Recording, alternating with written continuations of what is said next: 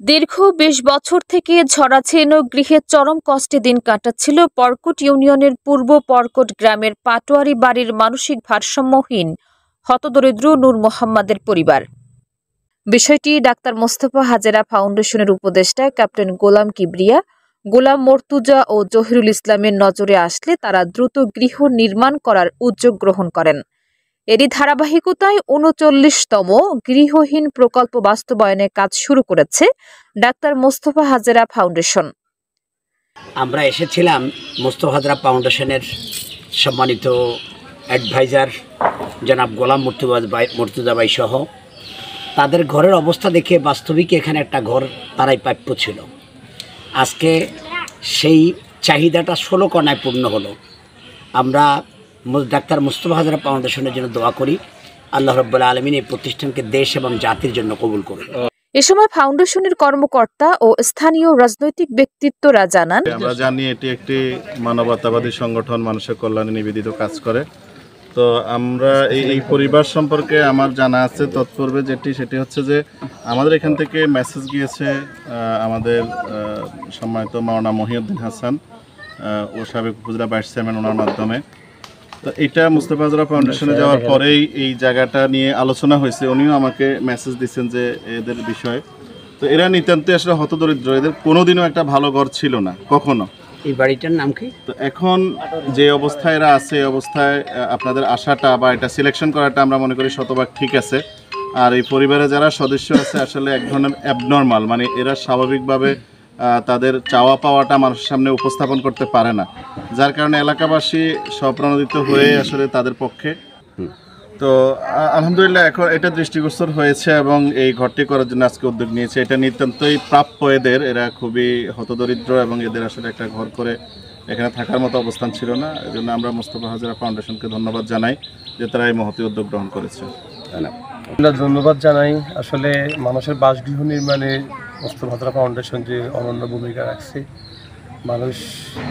মানুষকে থাকার জায়গা করে দেওয়া, আল্লাহ তাআলা আসলে এর বিনিময়ে তাদেরকে জান্নাতের সুউচ্চ মাকাম দান করবে ওনার বাবাকে, এবং ওনাদেরকে উত্তরোত্তর ওনারা ৫০০ অভিযানে যে মাঠে ময়দানে কাজ করতেছে, আল্লাহ তাআলা ওনাদের এই উদ্দেশ্যকে সফল করুক।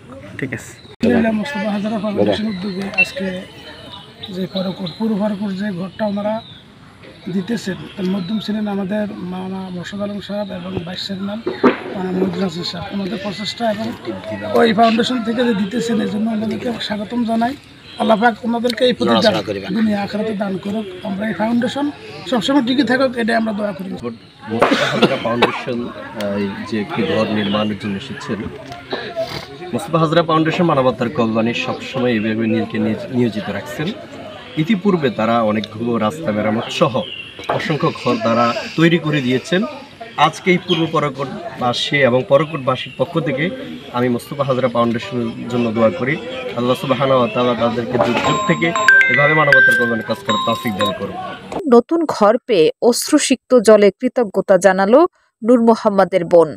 মোস্তফা ফাউন্ডেশনের যে দিয়েছে হের তরফ থেকে আমার ভাইয়ের ঘরটা আজকে দীর্ঘদিন, আজকে 12 বছর ধরে এই ঘরে কষ্ট করতেছে। আল্লাহ হেরে যেন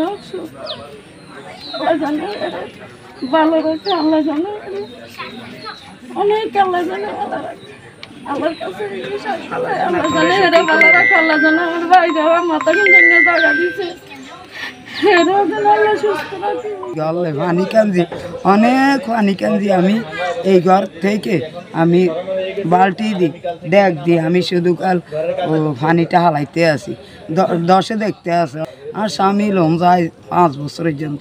5 বছর আগেও লঞ্জা আসছিল, কিন্তু 4 লাখ কেজি আনি গাইতো না, রশিদা গাদানি দোয়ানো বই থাকতো। তো কত গাঁডি নন্দের গাঁডা উনি কার ভাই সিধা গাঁডা তুই গাঁড়স।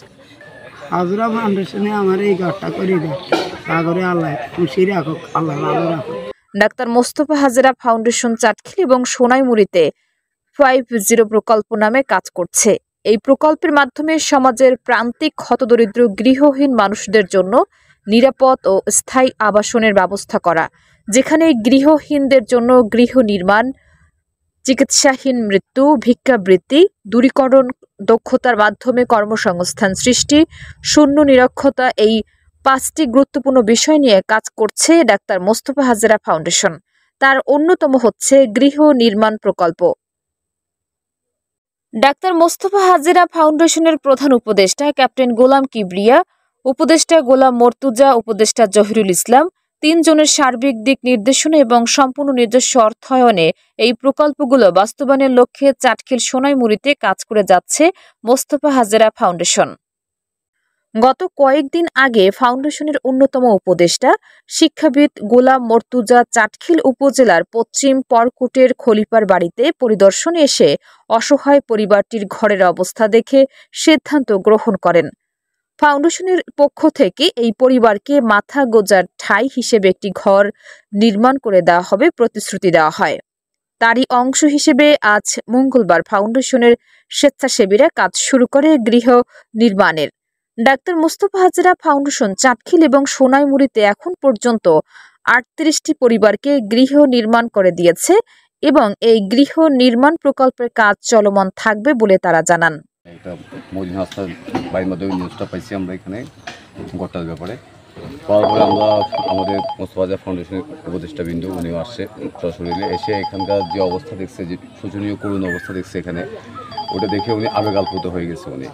তো উনি তৎক্ষণাৎই মোস্তফা হাজেরা ফাউন্ডেশনে আমরা যারা স্বেচ্ছাসেবক টিম যারা ছিলাম সবাইকে উনি ইতিমধ্যে বলে দিয়েছে যে অতি দ্রুত ব্যবস্থা নেওয়ার জন্য, যাতে এই পরিবারটি যাতে ঘরহীনভাবে যাতে না থাকে। তারই ধারাবাহিকতা আমরা আজকে এসেছি। আমরা আজকে এসেছি এই ঘরটাকে কীভাবে নতুন করে একটা ঘর উপহার দেবে ডাক্তার মোস্তফা হাজেরা ফাউন্ডেশনের পক্ষ থেকে। আমরা সেই কাজগুলো করার জন্য অলরেডি উপস্থিত হয়ে গেছি। গৃহ নির্মাণ প্রকল্পে উদ্বোধনী কার্যক্রমে শিক্ষাবিদ গোলাম মর্তুজা অনলাইনে যুক্ত হয়ে অংশগ্রহণ করেন। এছাড়াও চাটখিল উপজেলার জামায়াত ইসলামীর আমির মাওলানা মহিউদ্দিন হাসান, ইসলামী আন্দোলনের উপজেলা সহসভাপতি মাওলানা শামসুল ইসলাম, ইসলামী আন্দোলনের পরকোট ইউনিয়ন সভাপতি মাওলানা ইয়াসিন আরাফাত ও বিশিষ্ট সমাজসেবক মাওলানা মোরশেদ আলম সহ এলাকার গণ্যমান্য ব্যক্তিবর্গ উপস্থিত ছিলেন।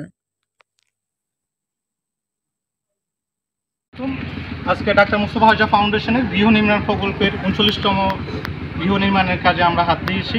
আমরা এই মুহূর্তে ফরকট ইউনিয়নে আছি। এখানে একটা ঘর আমরা কয়েকদিন আগে আমাদের সম্মানীয় স্যাররা এসে প্রদর্শন করে গেছেন। তারা এই গৃহটা দেখে তাদের খুবই খারাপ লাগে, যার কারণে তারা এই গৃহটি আমাদেরকে অতি তাড়াতাড়ি নির্মাণ করতে বলেছেন। তো তারই ধারাবাহিকতা আজকে আমরা এসেছি এবং যে মালামালগুলো আপনারা দেখতে পাচ্ছেন এইখানে গৃহ নির্মাণের যে সকল মালামাল লাগে সবগুলো আমরা এনেছি এবং আমরা এইমাত্র এগুলা নামিয়ে দিয়ে এখন আমাদের এই আজকের কাজটা একটু সম্পন্ন করেছি।